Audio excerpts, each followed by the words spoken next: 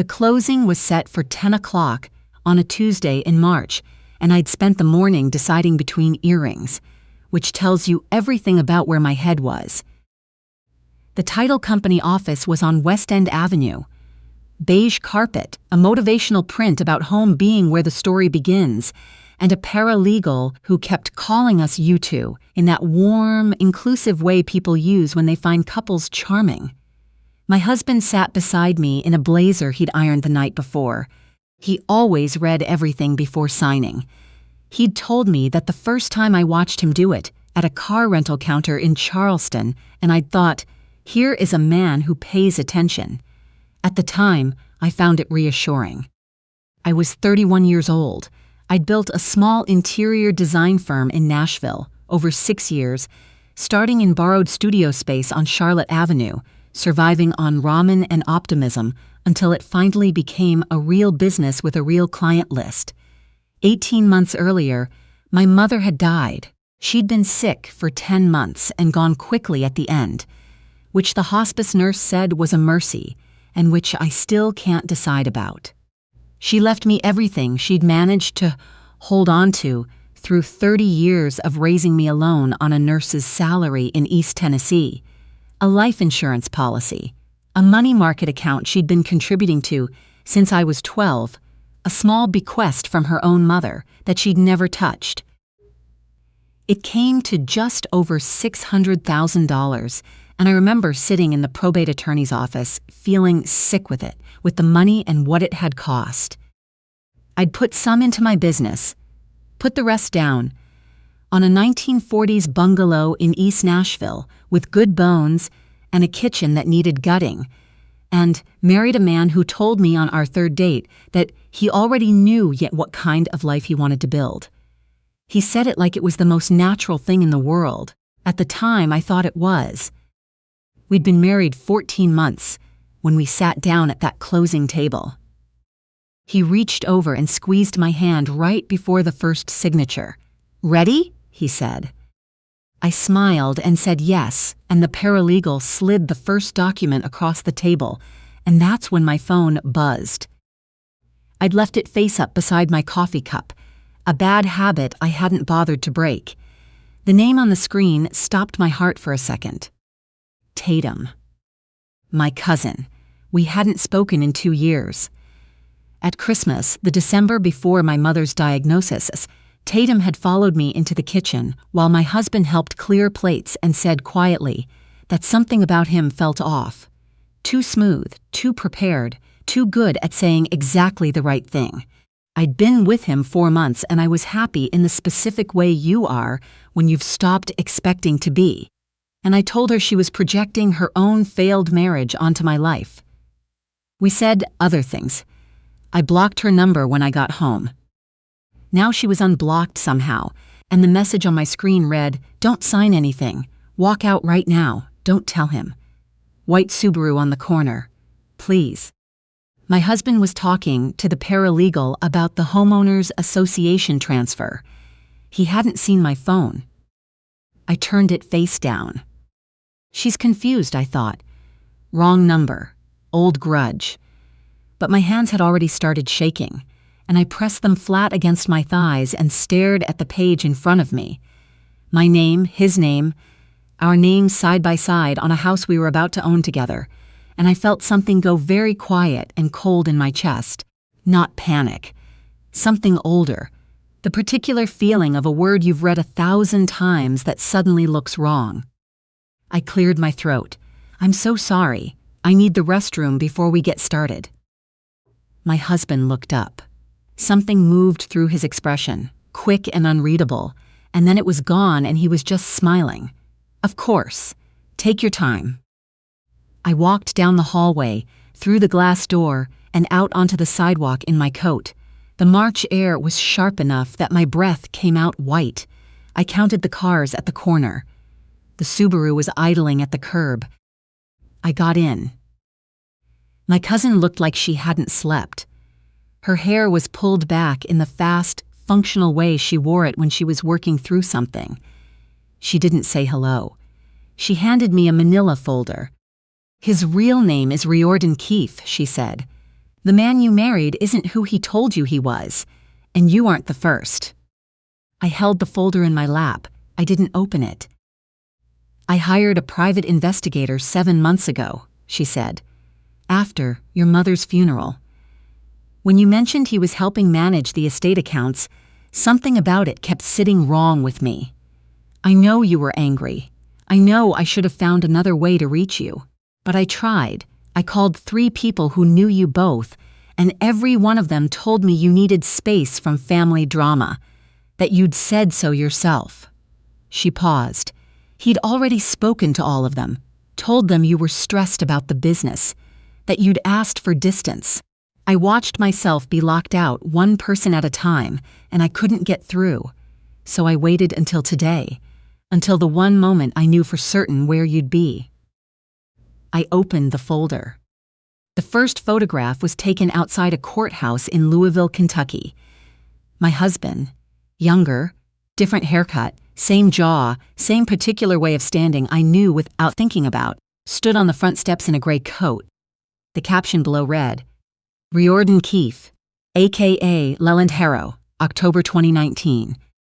The second document was a marriage certificate, Louisville, 2017, his alias and a woman's name, Rochelle Odom.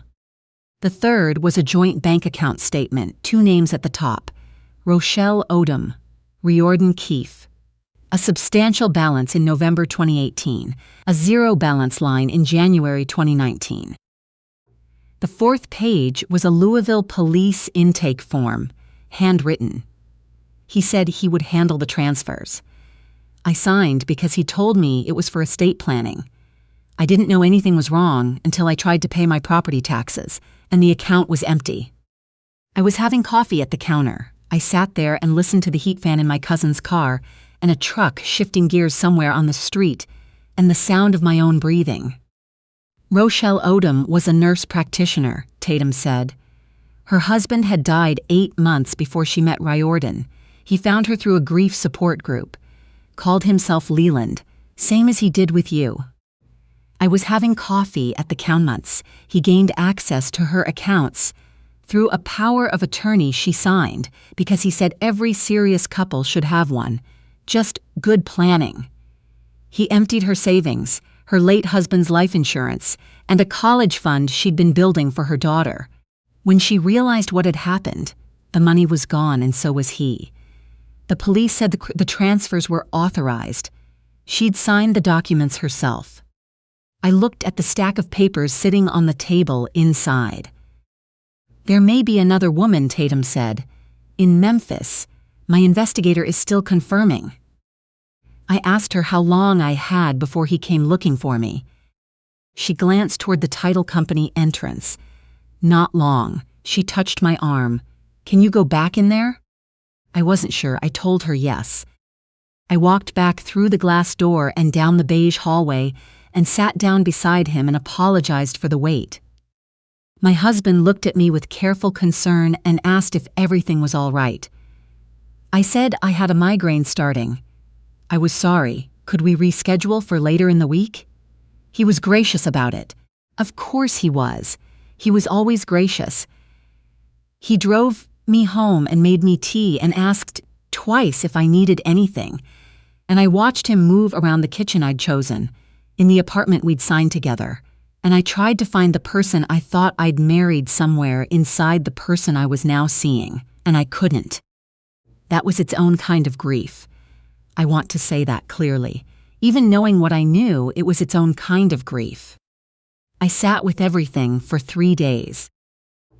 On the 3rd night, after he'd fallen asleep, I went downstairs and called my cousin from the back porch in my coat, and she picked up on the first ring. She'd been waiting. She walked me through the rest of what the investigator had built over 7 months. 2 confirmed identities, possibly 3. The women he chose shared a profile. Recently bereaved, recent come into money, professionally capable enough to appear credible but not so embedded in financial circles that they'd think to run independent checks on someone they were falling in love with. He found his targets in grief support groups, in professional networks, through mutual connections he'd cultivated over years. He was 41. No traceable employment in his real name. No fixed address. No accounts under Riordan Keefe that the investigator could locate. "There's one more thing," Tatum said, and her voice shifted in the way it did when she was about to say something she'd held back. "Tell me. Have you been feeling different these last few months? Foggy? Slow in a way that doesn't match your life?" I paused. I'd blamed it on grief, on overwork, on being in my 30s with too much on my plate. "Yes," I said. In Rochelle's case, after the fact, looking back, she found a supplement in her medicine cabinet she didn't remember buying. High-dose valerian and passion flower extract, both sedatives. At consistent daily doses over several months, they cause cognitive slowing, difficulty concentrating, the kind of fatigue that makes someone less likely to read things carefully, less likely to push back on things that don't quite add up. I went inside and stood in front of the kitchen counter. There was a vitamin tray my husband had set up for me 8 months ago. Monday through Sunday in a little plastic row, the supplements he'd researched himself because he said he wanted to help me take better care of myself after my mother. I'd taken them every morning without thinking twice. I didn't take them the next morning, or the one after that. By the 4th day, something in me had come quietly, unmistakably back online. A mental fog I'd attributed to grief and business stress and the general weight of being an adult lifted. I hadn't understood how heavy it was until it was gone. I called my cousin the same afternoon and told her I was ready. Through her investigator, Tatum connected me with a Nashville attorney who handled financial fraud cases. He moved quickly. By Thursday afternoon, I was sitting across from 2 FBI agents, walking through everything I knew. The meeting lasted 2.5 hours. When I finished, the senior agent said they needed him to act. He'd been pushing for weeks to move my mother's estate account into a joint account. Consolidation, tax efficiency, something his financial advisor had supposedly flagged. He'd mentioned it twice. I'd put him off both times. Now I told him over dinner that I'd been thinking about it, and he was probably right. It made sense to handle it before the closing rescheduled for next Tuesday. He didn't react visibly. He said that made a lot of sense. I spent 5 days holding 2 things in my mind at once, what I knew and what I couldn't let him see that I knew. I cooked dinners. I asked about his day. I sat across from him at the estate sale table we'd bought together the previous spring. And I listened to him talk about the house and the plans for the garden and the restaurant in the neighborhood we should try, and I kept my face still, and I thought about my mother's handwriting in the ledger I'd found in her desk. Careful columns of numbers, every dollar accounted for, decade after decade. On Monday morning, I signed the authorization form he set in front of me over breakfast. In the margin, in small, neat letters, I added 6 words my attorney had coached me on, a notation that would later matter in court. He didn't look closely at the margin. I'd known he wouldn't. By 11 that morning, he was at his laptop in the home office, with the door half closed, initiating a wire transfer of $460,000 to a limited liability in Delaware that I had never heard of. His financial records would later show he controlled it through a 3rd alias. The money never moved. It was intercepted at the bank's clearing system the moment the routing instructions processed. On his screen, a confirmation appeared. Behind the screen, federal agents had already locked it down. At 4:17 that afternoon, my attorney called and said they had him. He'd called an associate from the apartment, the man who had helped him structure the shell accounts over 6 years, and the federal warrant had been active. He said enough on that call. He said considerably more than enough. I was having coffee at the counter. He was arrested at the apartment at 5 o'clock, while I was sitting in a corner booth at a coffee shop on Gallatin Pike with a cup of coffee I wasn't drinking. My attorney called right after. I sat there for a long time watching ordinary Tuesday people come through the door for their late afternoon orders, and I thought about Rochelle standing in a Louisville parking lot trying to understand what had just happened to her life. I thought about a woman in Memphis whose name I still didn't know. I thought about my mother at her kitchen table with a ledger and a plan. I paid my bill and went home. The case took 8 months to try. Rochelle flew in from Louisville for the trial. A woman in Memphis who had never reported what had happened because she was ashamed, because she'd been told it looked like a civil matter, because she'd believed for 3 years that no one would take her seriously, testified anyway. The forensic accountant traced 17 transactions across 6 years, 3 aliases, 11 accounts in 4 states. The jury deliberated for a day and a half. Riordan Keefe was convicted on 11 counts of wire fraud and 3 counts of identity theft. He was sentenced to 23 years without parole. His attorney argued that every transfer had been authorized by my signature. My attorney presented the margin notation, the recorded call, and the testimony of the federal agents who had monitored the wire in real time. In the end, the jury understood what the police in Louisville had not, that a signature obtained through sustained deception, compounded by cognitive impairment he had deliberately induced over months, is not consent. It is evidence. I was in the courtroom when the verdict was read. Rochelle sat 2 rows behind me. I was having coffee at the counter. I hadn't seen her in person before that morning, and I recognized her immediately when she came in. Something in the particular steadiness of how she moved, the way you learn to carry yourself when you've stopped expecting the floor to hold you and it keeps holding you anyway. After the verdict, in the hallway outside, we stood together for a minute without quite knowing what to say. Then she said, "My daughter's college fund," and I said, "My mother's 30 years, and that was enough. We didn't need to say more than that." I did not buy the bungalow in East Nashville.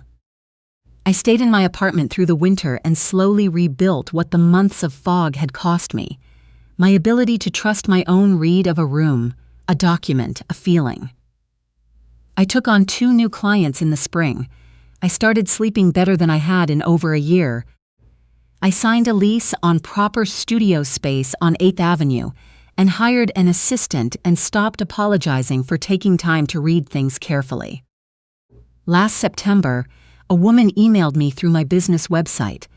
She'd seen a brief mention of the case in a legal newsletter, tracked down my firm, and reached out. She said she'd found papers in her fiancé's car. Different city, different name, but the same shape of thing. Multiple identities, accounts she'd never seen. A story about his past that didn't quite hold together when she pressed it. She said she was scared and didn't know where to start. I wrote back within the hour. I gave her the investigator's name and contact, my attorney's direct line, and the address of the FBI field office nearest to her city. Then I told her the one thing I wished someone had told me when I was sitting in a white car on a March sidewalk, trying to decide whether to trust what my body already knew.